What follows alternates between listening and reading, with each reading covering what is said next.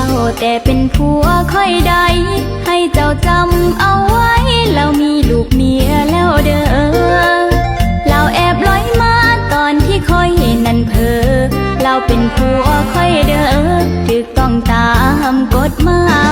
ยคอยบอกหูดอกว่าเป็นผัวไผแฟนไผถามหาลูกเมียยามใดแล้วตัวว่าเป็นพ่อไม้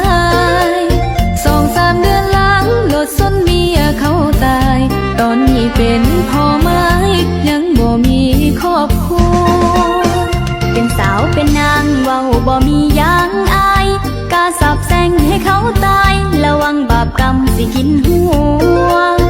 ลงมักพวกเขาจนหน้ามืดตามัวบ่มีปัญญาหาผัวหามักแต่พวกเขาเศร้าเว้าเดียวนี้คนหน้าแก่นั่ง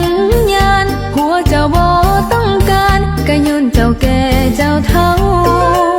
ทั้งเหี่ยวทั้งยานผัวจึงบ่อยากเอาย้อนเจ้าแก่เจ้าเฒ่าผัวจึงแอบนอกใจ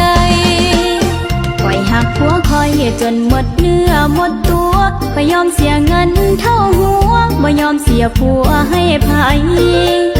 ถ้าอยากได้เงินล่ะสิเอาเท่าใด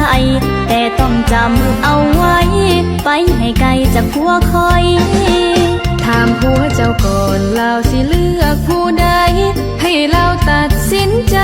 สิเลือกคอยหรือเลือกเจ้าถ้าเราเลือกเจ้าคอยสิยอมตัดใจ